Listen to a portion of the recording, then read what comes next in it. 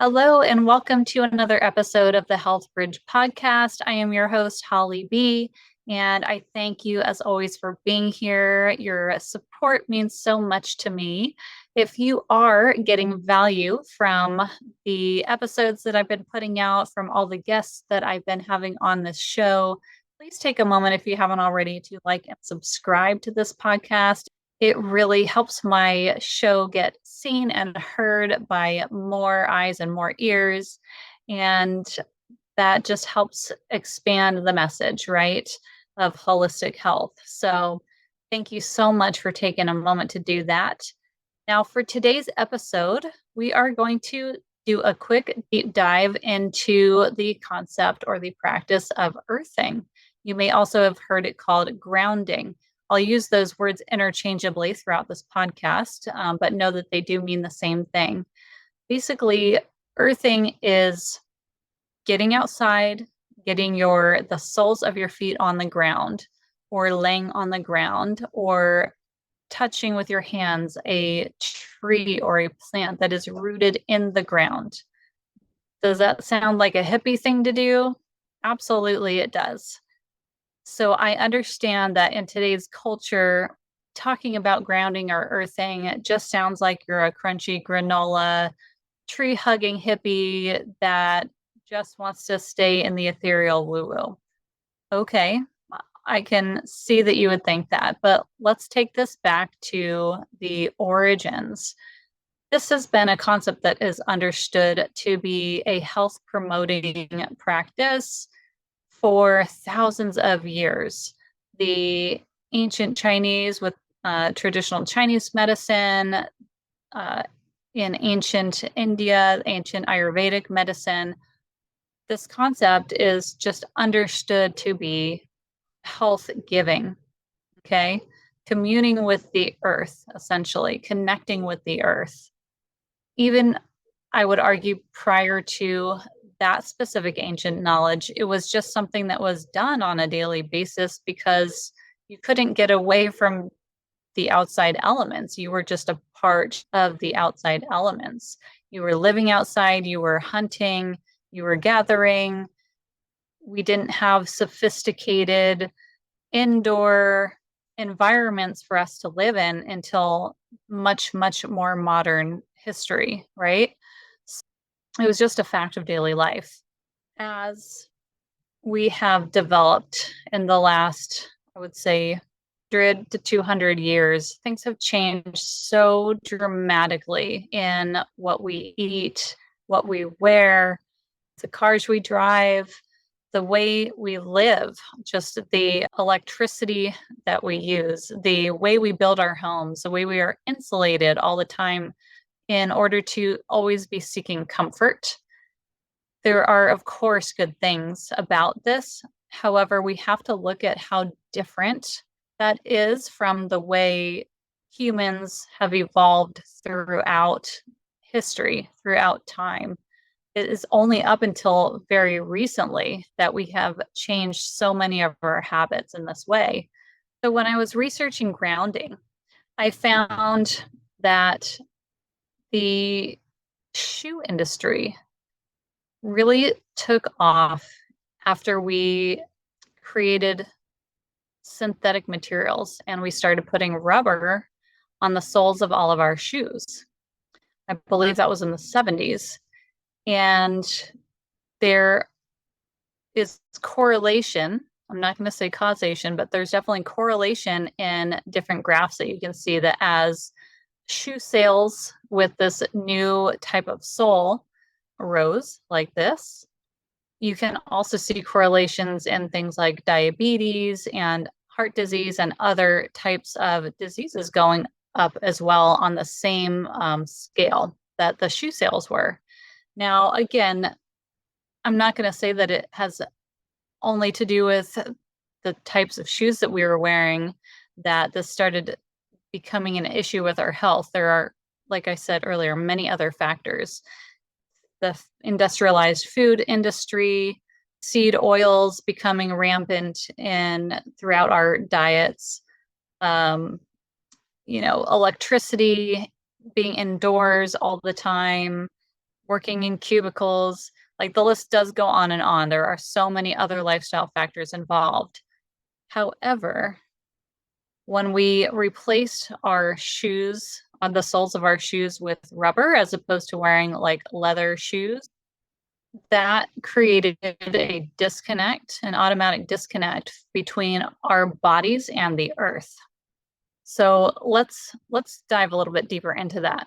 So why on earth does our body actually need to touch the earth? Well, your body is an electrical, it's a source of electricity. It is an electrical machine, so to speak.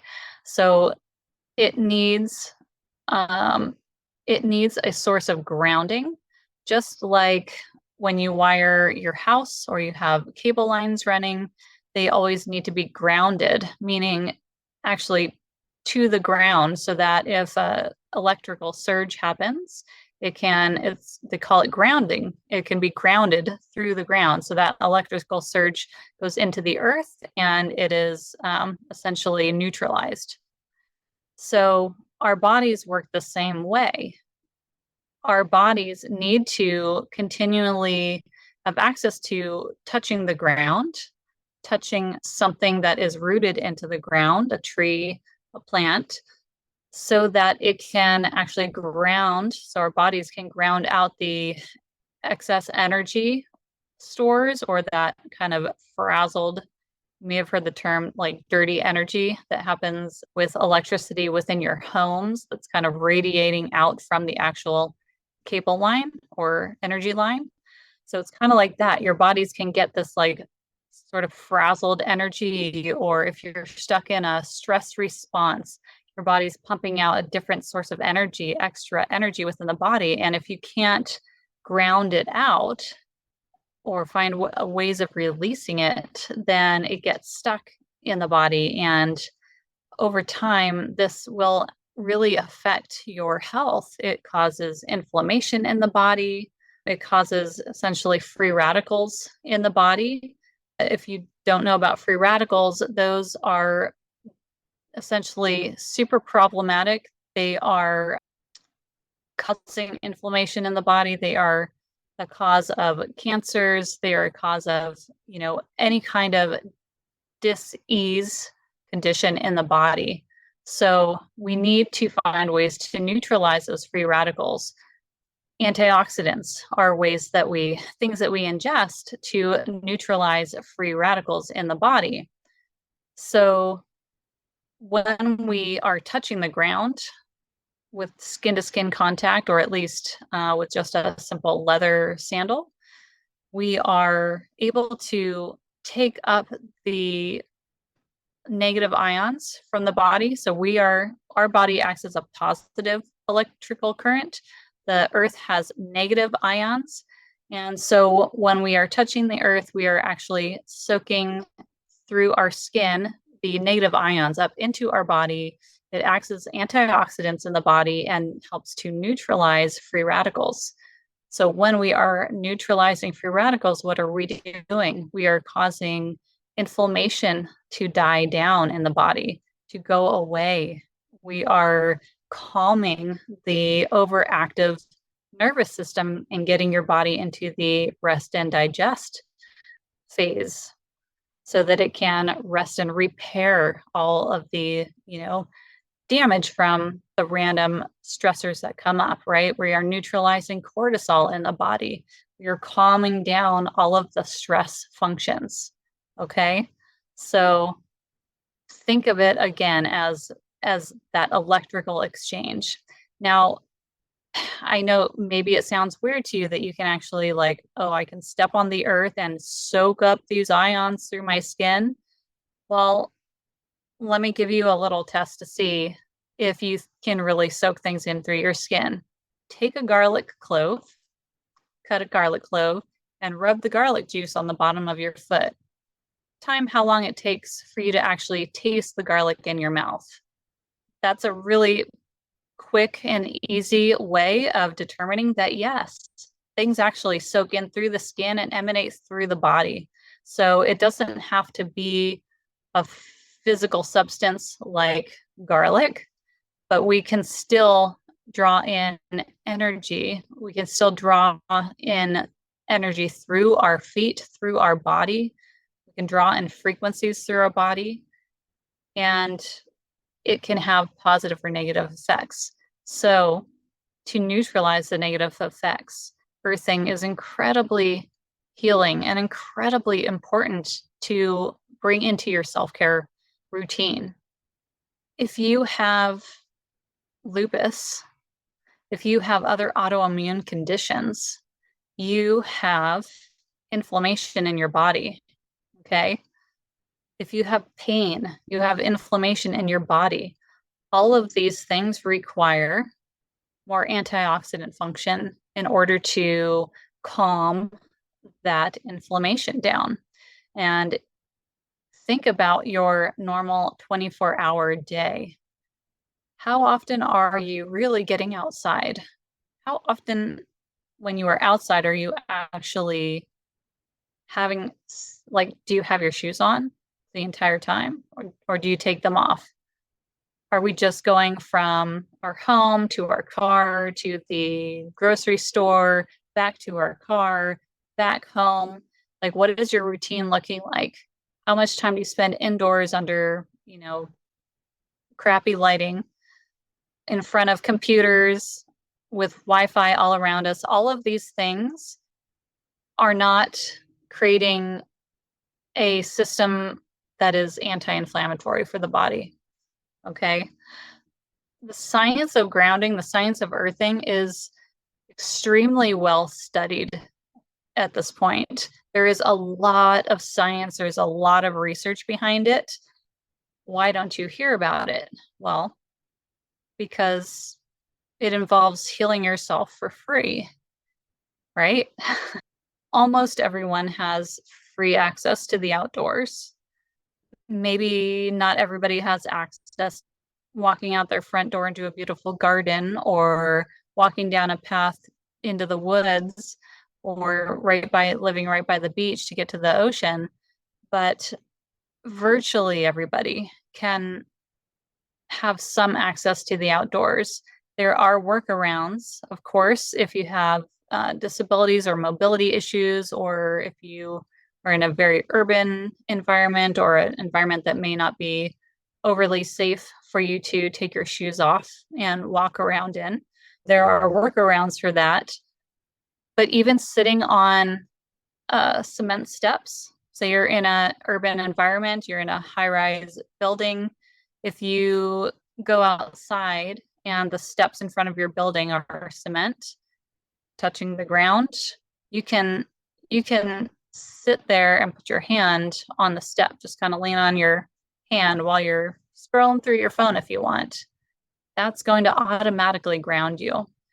You can take a look, Google or go onto YouTube, and you can find videos of people that have actually the meters that read, the energy voltage in your body with the anode and the cathode, right? So you put, or the positive and negative charge, just like you would put on your car battery to charge it. So you've got one end that you put on the ground, like into the earth, and then you hold the other end. Do that with your shoes on, you don't see much of a reading. As soon as they take their shoes off, and literally the second they touch the ground, even with just one bare foot, that number skyrockets. They take their foot off the ground, the number goes right back down. There is a doctor that I was listening to on one of the documentaries that I was watching, and she found that her baby, who had severe colic and was just always in pain, always crying, would only calm down when she was holding her outside and she was barefoot, touching the ground. The baby would instantly calm down and stop crying. As soon as she would go back inside, baby would start crying again. And it took her a while to figure out that the baby was grounding through her when she had her feet touching the ground. You don't even have to touch the ground yourself if you have somebody, like, for example, if you're in a wheelchair and your feet can't physically touch the ground, and maybe you don't have a tree nearby that you can put your hand on. if you have somebody with you and they can take their shoes off and put their feet on the ground, all they need to do is touch your arm, and the energy conducts straight through them and into you. So you are getting grounded that way. If you have a dog, if you have a service dog or an animal next to you, and the animal's feet are touching the ground, you can pet the dog, like maybe around their neck, somewhere where the hair isn't quite as thick, on their belly, their ears, and you're getting grounded just by petting your animal. So there's lots of neat ways.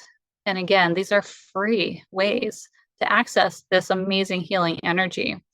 So if you are inside, if you are bedbound or something, there are other things that you can utilize, other tools that you can utilize to actually ground inside. There are a bed or to sit on, grounding pillows, grounding sheets, things like that you do actually ground and you plug into the wall and it grounds it. And it's essentially like you were sleeping outside all night. And there are testimony after testimony after testimony showing people experiencing the benefits of grounding in that way, even when they can't get outside. So there are tons of resources on this. I'm happy to share further. If you want to know more, you can reach out to me on some recommendations, perhaps on those products. I can definitely share with you what I've seen others share. And a couple other things that I've seen in the research that I've done where people really notice positive effects aside from inflammation reducing and pain reducing is their sleep quality improves dramatically when they are doing a grounding practice daily. Their pain management, again, gets so much better. Their heart rate and immune function regulate better. I mean, it's an absolute must. It's an absolute must at this point for anybody who, again, has any kind of chronic health issue. So I do hope that this is common sense here, but I'm not saying that grounding should replace anything that you're doing with your doctor. Obviously, you want to continue doing whatever protocol you are on currently with your doctor or any other practitioner that you are working with. But adding this to your practice will skyrocket your results.